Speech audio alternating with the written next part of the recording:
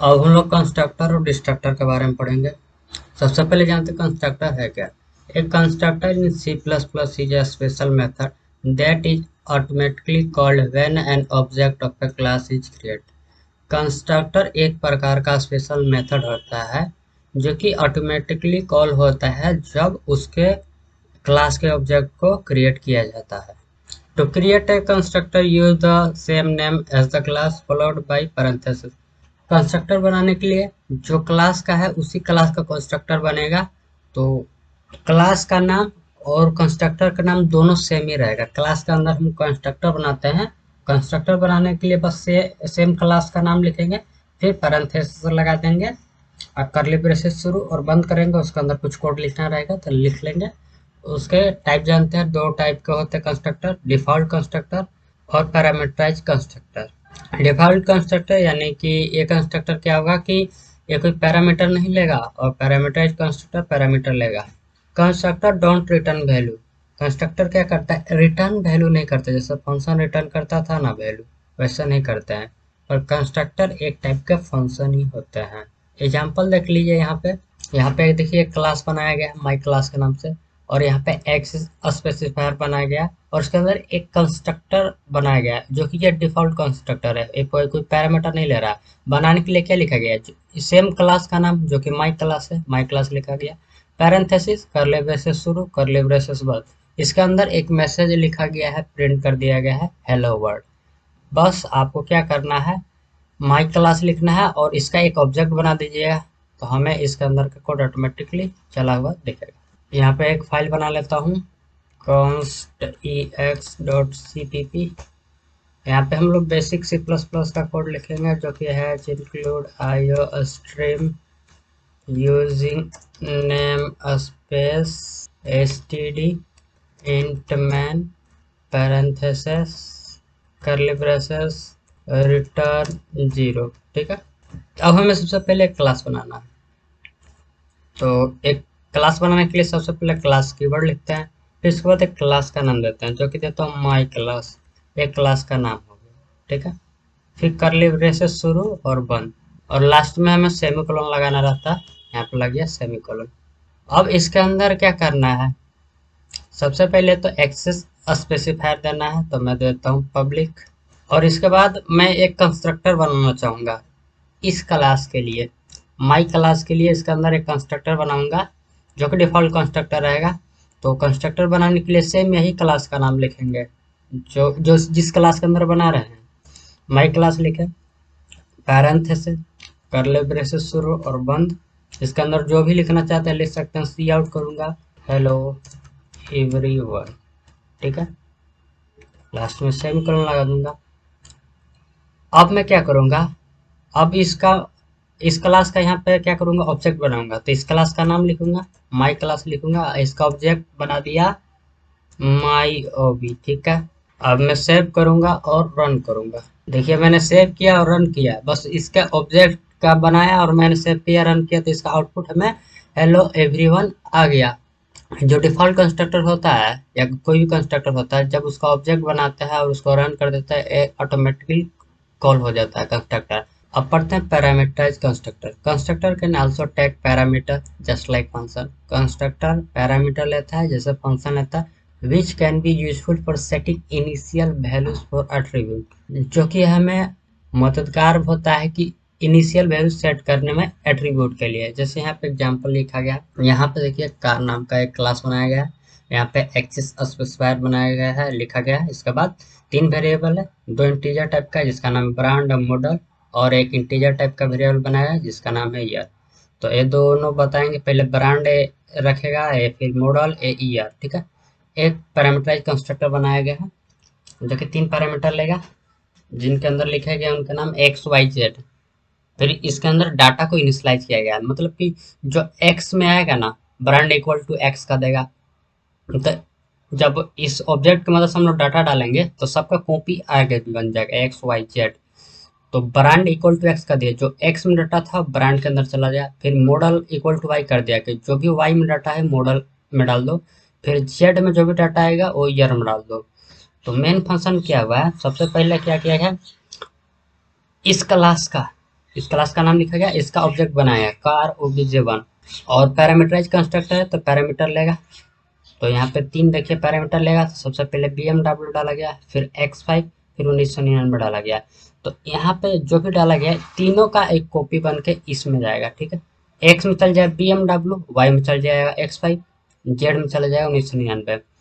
तो यहाँ पे ब्रांड इक्वल टू क्या हो जाएगा BMW, क्योंकि X में BMW आया। मॉडल इक्वल टू Y क्या है X5 का कॉपी गया ना, तो मॉडल इक्वल टू X5 हो जाएगा। ईयर इक्वल टू जेड लिखा गया, जेड में किसका 1999 का कॉपी गया है, तो ईयर इक्वल टू जेड हो जाएगा। फिर से एक और ऑब्जेक्ट बनाया गया है उसी क्लास का, कार obj2 लिखा गया है। फिर इसके अंदर 3 आर्गुमेंट पास कर दिए गए हैं जो कि यहाँ पे पैरामीटर में जाएंगे, कॉपी बन जाएंगे, इसके अंदर इनिशियलाइज हो जाएगा। बस यहाँ पे प्रिंट कर दिया गया उनके ऑब्जेक्ट की वजह से। जैसे कार obj डॉट ब्रांड करेंगे तो उसका ब्रांड में जो भी डाटा रहेगा वो हमें मिल जाएगा। फिर obj1 डॉट मॉडल है तो मॉडल में जो भी डाटा रहेगा वो मिल जाएगा। फिर obj डॉट ईयर किया गया है तो उसके अंदर जो ईयर में जो भी रहेगा डाटा वो मिल जाएगा। चलिए इसका एग्जांपल मैं दिखाता हूँ। एक काम करता हूँ, इसको हटाता हूँ और इसको भी हटा देता हूँ। एक नया क्लास बनाते हैं जिसका क्लास का नाम देता हूँ मोबाइल, ठीक है। और कर्ली ब्रेसेस, लास्ट में सेमीकोलन देना है। सबसे पहले तो एक्सेस स्पेसिफायर दूंगा, पब्लिक दे देता हूँ। अब इसके बाद हम लोग वेरिएबल बनाएंगे, और स्ट्रिंग टाइप का एक वेरिएबल बनाता हूँ जिसका नाम दे देता हूँ ब्रांड। ये बताएगा ब्रांड, ठीक है। फिर एक स्ट्रिंग टाइप का वेरिएबल बनाता हूँ जो कि ये बनाएगा मॉडल, ठीक है, मोबाइल का कौन सा मॉडल है। और एक इंटीजर टाइप का वेरिएबल बनाता हूँ जो कि बताएगा इसका प्राइस, PRIC, ठीक है। पैरामीटराइज कंस्ट्रक्टर का उपयोग हम लोग इनिशियल वैल्यू को सेट करने के लिए करते हैं, ठीक है। तो एक मैं पैरामीटराइज कंस्ट्रक्टर बनाऊंगा। तो पैरामीटराइज कंस्ट्रक्टर कैसे बनेगा, कंस्ट्रक्टर बनाने के लिए सेम इसी क्लास का नाम लिखेंगे जो कि है मोबाइल, MOBIL मोबाइल। इसके अंदर मैं 3 पैरामीटर पास करूंगा क्योंकि इनिशियल तीनों में वैल्यू सेट करना है जो कि हमें ऑब्जेक्ट के थ्रू आएगा तो इनिशियली में सेट हो जाएगा, ठीक है।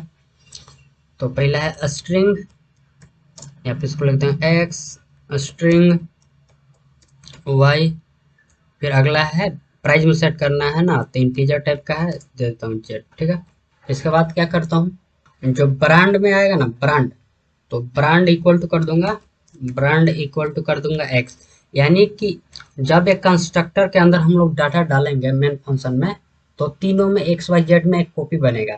जो एक्स में जो कॉपी बनेगा वो ब्रांड नाम के वेरिएबल में इनिशियलाइज कर दो, ठीक है। फिर क्या करो, model, model equal to Y कर दो, तो वाई में जो कॉपी आएगा वो मॉडल में जाके इनिशियलाइज हो जाएगा। प्राइस, जो कि जेड नाम के पैरामीटर में जो भी आएगा डाटा वो मैं प्राइस नाम के इस वेरिएबल में इनिशियलाइज कर दो, ठीक है। अब हम लोग इसका क्या करेंगे, ऑब्जेक्ट बनाएंगे। तो ऑब्जेक्ट बनाने के लिए सबसे पहले इस क्लास का नाम जो कि मोबाइल है और इसका ऑब्जेक्ट का नाम देता हूँ माई मोब, ठीक है। माई मोब 1 कर दिया और इसके अंदर मैं पैरामीटर में पास करूंगा क्योंकि पैरामीटराइज कंस्ट्रक्टर है तो पैरामीटर में तो पास करना पड़ेगा। तो पहले मैं मॉडल पास कर देता हूँ, सबसे पहले ब्रांड पास करना है तो मैं पास किया सैमसंग, ठीक है। दूसरा आर्गुमेंट पास करना है क्या, दूसरा है मॉडल S22 अल्ट्रा। अगला क्या है प्राइस, तो प्राइस डाल दूंगा 1,00,000, ठीक है। लास्ट में सेमीकोलन लगा दूंगा। फिर इसके बाद एक और मैं ऑब्जेक्ट बना लेता हूँ इसी क्लास का, मोबाइल। फिर इसका ऑब्जेक्ट का नाम दे दूंगा माई मोब 2, ठीक है। इसके अंदर पास करूंगा कौन सा, एप्पल। और मॉडल का नाम दे दूंगा iPhone 15 Pro और प्राइस दे देता हूँ 1,50,000 है। लास्ट में सेमीकोलन लगा दूंगा। अब हमें प्रिंट करना होगा इसके अंदर का डाटा, तो सी आउट करूंगा। किसके अंदर का प्रिंट करना, पहले फर्स्ट वाला ऑब्जेक्ट के अंदर का। तो ऑब्जेक्ट का क्या नाम है, माई मूव 1 है, ठीक है, माई मूव 1। इसके अंदर क्या हमें सबसे पहले आउटपुट चाहिए, हमें चाहिए इसका ब्रांड, ठीक है। तो ब्रांड को, ब्रांड यहाँ पे लिख दूंगा ब्रांड। फिर इसके अंदर का क्या हमें चाहिए डाटा, उसका चाहिए हमें मॉडल। तो उसका ऑब्जेक्ट को पकड़ेंगे जो कि माई मूव 1 है और इसके अंदर क्या हमें मॉडल चाहिए, तो मॉडल नाम का वेरिएबल को यहाँ लिखूंगा। फिर हमें क्या चाहिए, इसके अंदर का जो ऑब्जेक्ट है माई मूव 1, इसके अंदर प्राइस है उसका हमें बता दो भाई, प्राइस, ठीक है। लास्ट में इंडेल लगा देता हूँ। तो जो हमें जो भी डाटा एक्सेस करना होता है तो उस ऑब्जेक्ट को पकड़ेंगे, ठीक है, उस ऑब्जेक्ट का नाम लिखेंगे, फिर डॉट लिखेंगे, और जो हमने वेरिएबल यहाँ पे बनाया था ना उसका वहाँ पे नाम लिख देंगे। इसके मतलब कंस्ट्रक्टर के थ्रू हम लोग डाटा को सेट कर रहे हैं, और एक्सेस करना होगा तो इसी वेरिएबल के थ्रू हम लोग एक्सेस करेंगे। अगर इसी लाइन को मैं डुप्लीकेट कर दूं, बस लास्ट में ही पे चेंज कर दूं, माई मोब टू है, क्योंकि सेकंड हमने ऑब्जेक्ट बनाया था तो उसके अंदर का भी हमें डाटा मिल जाएगा, ठीक है। अभी मैं सेव करूंगा और रन करूंगा तो दोनों हमें आउटपुट आ जाएंगे। सैमसंग S22 अल्ट्रा, ये सारे एक एक में सटे आ गए, तो थोड़ा स्पेस हम लोग दे देते हैं। अब मैं सेव करूंगा, रन करूंगा, ठीक है। सैमसंग S22 अल्ट्रा, उसका प्राइस, एप्पल आईफोन 15 प्रो, फिर उसका price. Just like function constructor can also be defined outside the class.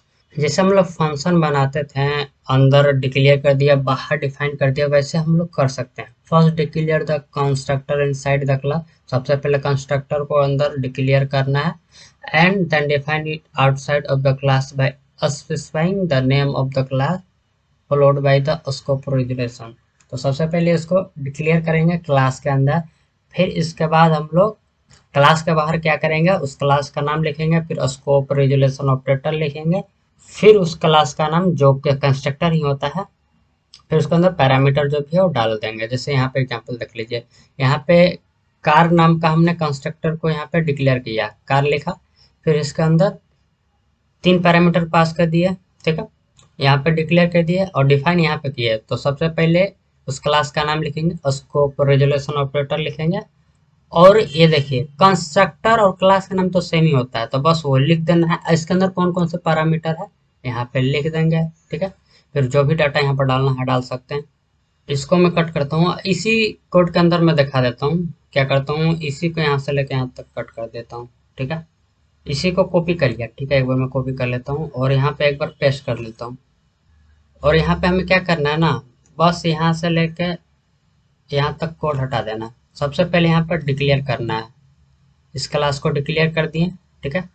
और बाहर इसको डिफाइन करना है, तो सेम पहले क्लास का नाम लिखेंगे, मोबाइल लिखा, फिर स्कोप रेजुलेशन ऑपरेटर लिखा, हमारा काम हो गया। यहाँ पे हमने डिक्लेयर कर दिया, बाहर डिफाइन कर दिया। अभी मैं सेव करूँगा और रन करूँगा तो हमें देखिए आउटपुट सेम आ गया, ठीक है। अब मल्टीपल और भी कंस्ट्रक्टर बना सकते हैं, कोई 2 पैरामीटर लेगा, कोई 3 पैरामीटर लेगा, ऐसे आप बना सकते हैं। जैसे कि इसी को मैं क्या करता हूँ, यहीं पर कॉपी किया ना, इसको मैं पेस्ट कर देता हूँ। ये क्या करेगा, 2 ही लेगा, ठीक है, एक्स और वाई। और एक कंस्ट्रक्टर यहाँ पे, इसी को मैं करता कंट्रोल डी कर देता हूँ, इसको मैं कर देता हूँ 3, और एक में पैरामीटर कम कर देता हूँ, इसको मैं करता कंट्रोल डी और इसको कर देता हूँ 3, इसको कर देता हूँ 3। और प्राइस इसमें नहीं है ना, तो प्राइस को मैं हटा देता हूँ। इसके अंदर क्या डाला, 100 डाला, और इसके अंदर क्या डाल देता हूँ, 6A। एक देखिए ये ज़्यादा हो गया। अभी मैं सेव करूँगा और रन करूँगा, देखिए मैंने 2 डाला तो 2 वाला हमें यहाँ प्रिंट होकर मिला, ठीक है। अब हम लोग कॉपी कंस्ट्रक्टर बारे में पढ़ेंगे। The copy constructor in C++ is used to copy data of one object to another. Copy constructor का उपयोग हम लोग डाटा को एक ऑब्जेक्ट से दूसरे ऑब्जेक्ट में कॉपी करने के लिए करते हैं। सिंटेक्स है, सबसे पहले क्लास का नाम लिखेंगे, फिर आप कॉन्स्ट लिखना चाहते हो तो लिख सकते हैं, ठीक है। फिर क्लास का नाम लिखेंगे, फिर इसके बाद एम% लिखेंगे, एक ओल्ड ऑब्जेक्ट का यहाँ नाम देंगे, जो कि ओल्ड ऑब्जेक्ट का एक यहाँ पे रेफरेंस देते हैं। फिर उसकी मदद से हम लोग कॉपी करते हैं। जैसे यहाँ पे एग्जांपल देता हूँ, ठीक है। यहाँ पे एक क्लास बनाएगा माई क्लास, यहाँ पे एक्स स्पेसिफायर बनाया है, इंट ए, ठीक है, इंटीजर टाइप का ए नाम का वेरिएबल बनाया गया। एक यहाँ पे पैरामीटराइज कंस्ट्रक्टर है, क्या किया गया है यहाँ पे इंट एक्स, मतलब कि माई क्लास, इसका ऑब्जेक्ट P1, इसमें 36 पास किया गया, तो इसका अंदर एक कॉपी बन गया एक्स में, ठीक है। और एक्स यहाँ पे आया और ए इक्वल टू यानी 36 हो गया, मतलब ए में हमें 36 कर दिया।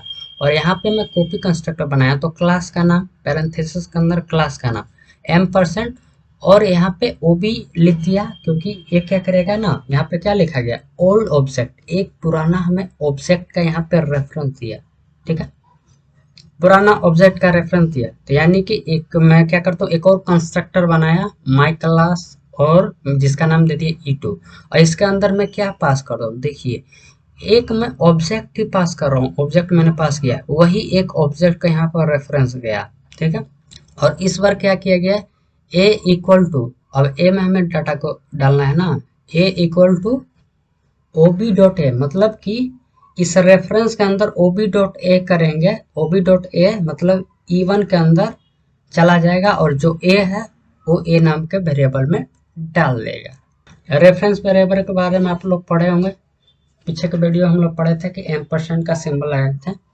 तो ए जो ओबी यहाँ पे है, ये एक ऑब्जेक्ट है, ऑब्जेक्ट यहाँ पे पास हो रहा है। ऑब्जेक्ट को एक्सेस करने के लिए जिस भी ओबी डॉट करेंगे, अगर मान लीजिए पीछे वाले एग्जांपल में क्या था, प्राइस था, ओबी डॉट प्राइस करेंगे तो उसके अंदर प्राइस को एक्सेस हम लोग कर पाएंगे। चलिए अब एग्जांपल थोड़ा दिखाता हूँ। अब मैं क्या करूँगा, एक कॉपी कंस्ट्रक्टर बनाऊंगा, तो यहाँ पे लिखूंगा मैं क्लास का नाम, ठीक है, फिर मैं लिखा फिर से क्लास का नाम, फिर M%, और यहाँ पे एक ऑब्जेक्ट का रेफरेंस के लिए एक वेरिएबल का नाम दे सकते हैं, जैसे मैंने दे दिया ए, ठीक।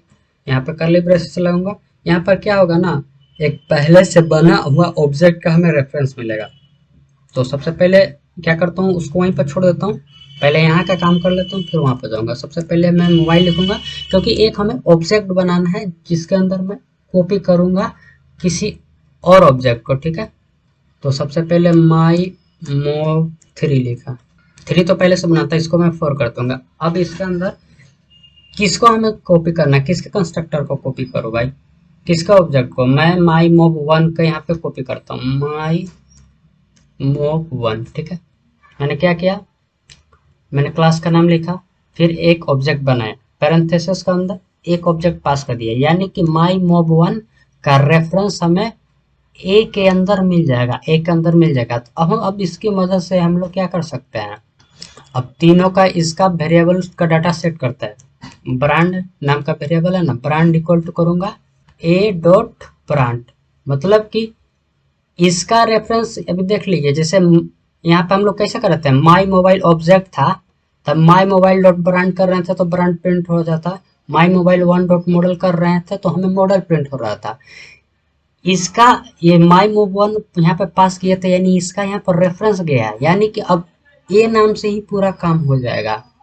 अब हमें क्या करना है, इस मॉडल में डाटा डालना है, तो मॉडल इक्वल टू करना है, किसके अंदर से डाटा डालना है, इस ए के रेफरेंस, ए के रेफरेंस कौन है भाई, ये माई मूव 1 के अंदर से, ठीक है। तो ए डॉट करूंगा, मॉडल कर दूंगा, तो इसके अंदर मॉडल चला जाएगा। फिर यहाँ पे लिखूंगा प्राइस सेट करना ना, तो प्राइस इक्वल टू करूंगा, किसके अंदर का प्राइस हमें कॉपी करना है, तो इस ए रेफरेंस जिसके वजह से आ रहा है उसके अंदर से हमें कॉपी करना है, ए डॉट प्राइस, फिर लास्ट में सेमीकोलन लगा दूंगा। अभी मैं सेव करूंगा और रन करूंगा, देखिए हमें आउटपुट आएगा। हमें आउटपुट नहीं आया क्योंकि हमने इसको प्रिंट अभी किया ही नहीं, ठीक है। तो एक काम करता हूँ, इसी लाइन को मैं डुप्लीकेट कर लेता हूँ, और ये दोनों का तो कोई काम है नहीं, या रहने देता हूँ, ठीक है। इस लाइन को मैंने डुप्लीकेट किया, माई मोव 4 लिखा, फिर यहाँ पे माई मोव 4 लिखूंगा, यहाँ पे माई मोव 4 लिखूंगा। अब मैं सेव करूंगा और रन करूंगा, तो हमें देखिए सैमसंग S22 अल्ट्रा वाला यहाँ पर भी देखिए दो गो यहाँ में प्रिंट करके मिला ना, इससे पहले हमने उसको प्रिंट किया नहीं तो हमें दिखेगा। तो ये हमारा हो गया कॉपी कंस्ट्रक्टर, ठीक है। आप माई मोब 3 यहाँ पे पास करते हैं ना, तो इसके अंदर पास करते हैं, तो बस ये क्या था, दो ही था ना, तो दो ही को सेट कर सकते हैं, जैसे ब्रांड और नेम, ठीक है। जैसे इसको मैं कॉपी करके दिखा दूँ, तो बस यहाँ माई मोब 3 करना है, ठीक है, और एक इसमें से कम करना है क्योंकि इसमें तो प्राइस था नहीं, और इस लाइन को आप डुप्लीकेट कर सकते हैं, नहीं एक कम कर लेता हूँ यहीं से। अभी मैं सेव करूँगा और रन करूँगा, देखिए 6 वाला हमें 2 बार मिला, ठीक। अब हम लोग डी स्ट्रक्टर के बारे में पढ़ेंगे। Destructor in C++ are member function in a class that declare an object. Destructor एक मेंबर फंक्शन होता है क्लास में जो कि ऑब्जेक्ट को डिलीट करने के लिए उपयोग किया जाता है। Destructor are different from normal member function. Destructor क्या होता है, नॉर्मल मेंबर फंक्शन से डिफरेंट होता है। They don't take any argument and don't return anything. ना कोई आर्गुमेंट लगता है ना ही कुछ रिटर्न करता है। Also, destructor have the same name as their class and their name is preceded by a tilde। Destructor का नाम क्लास नेम जैसा ही होता है पर उसको शुरुआत में टिल्ड का सिंबल होता है। सिंटेक्स है, अगर आप कंस्ट्रक्टर को डिफाइन करते हैं क्लास के अंदर तो टिल्ड का सिंबल और क्लास का नाम, यहाँ पे पैरेंथेसिस छूट गया है, पैरेंथेसिस यहाँ पे होगा, फिर कर्ली ब्रेसेस शुरू और कर्ली ब्रेसेस बंद। इसके अंदर कुछ कोड लिखना चाहते हैं लिख सकते हैं। अगर आप डिक्लेयर करना चाहते हैं क्लास के अंदर कंस्ट्रक्टर को और डिफाइन करना चाहते हैं बाहर में तो उसके लिए सबसे पहले क्लास का नाम, फिर स्कोप रेजोल्यूशन ऑपरेटर, फिर टिल्ड का सिंबल, क्लास का नाम, पैरेंथेसिस, कर्ली ब्रेसेस शुरू और बंद। उसके बाद जो भी कोड लिखना है लिख सकते हैं। ठीक है। कंस्ट्रक्टर का जनरली उपयोग हम लोग वहाँ करते हैं जब हमारा क्लास का काम हो जाता है और उसका कोई आवश्यकता नहीं है तो कंस्ट्रक्टर को हम लोग जो ऑब्जेक्ट बनाया है उसका आगे काम नहीं है तो उसको डिलीट करते हैं।